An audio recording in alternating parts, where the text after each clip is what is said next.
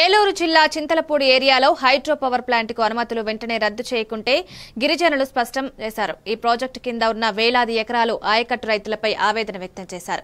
వెంటనే ప్రభుత్వం ఇచ్చిన జీవో నెంబర్ 51 పూర్తిగా రద్దు చేయాలని డిమాండ్ చేశారు.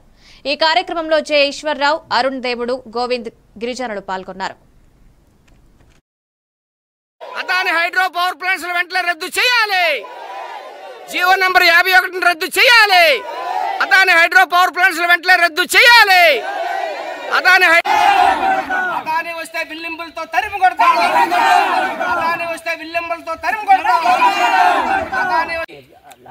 హైడ్రో పవర్ ప్లాంట్స్ కు సంబంధించి అల్లూరు జిల్లా అనంతగిరి మండలం పెదకోట ఏరియాలోనే, అదేవిధంగా అనకాపల్లి జిల్లా దేవరాపల్లి మండలంలోని చింతలపూడి ప్రాంతంలోనే ఈ ప్రభుత్వం గత నెల 30వ తారీఖున జీవో నెంబర్ 31 జీవో నెంబర్ 51 తీసుకొచ్చింది.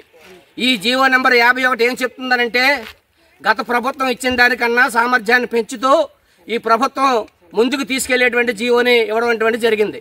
గత ప్రభుత్వం ఈ పెదకోట ఏరియాలో 800 మెగావాట్లకు ఇస్తే ఇప్పుడు 1800 మెగావాట్లు మీరు విద్యుత్ తయారు చేసుకోండి అని చెప్పేసి ప్రభుత్వం జీవో విడుదల చేసింది.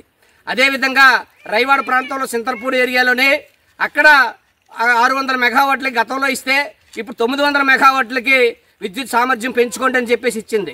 ఇటు పెద్దకోట ఏరియా కానీ అటు చింతలపూడి ఏరియా కానీ ఈ రెండు కూడా రైవాడికి క్యాచ్మెంట్ ఏరియాలుగా ఈరోజు ఉన్నాయి. అటు శారద ఇక్కడ ఈ గెడ్లు కానీ ఈ రెండు కూడా క్యాచ్మెంట్ ఏరియాగా ఉంది. ఈ రైవాడికి ఈ 2 గెడ్ల నుంచి నీరు వెళ్ళకపోతే దాదాపు విశాఖపట్నంలో 5 లక్షల మందికి తాగడానికి నీళ్ళే ఉండవు అనేటువంటిది ఈరోజు అర్థమవుతా ఉంది. రెండోది, ఆ రైవాడి కింద ఉన్నటువంటి ఏదైతే పంట పొలాలు ఉన్నాయో దాదాపు 30,000 ఎకరాలకి ఆథరైజ్డ్గా అనాథరైజ్డ్గా సాగునీరు ప్రభుత్వం అందిస్తూ ఉంది. అది కూడా పూర్తిగా స్మాష్ అయిపోద్ది.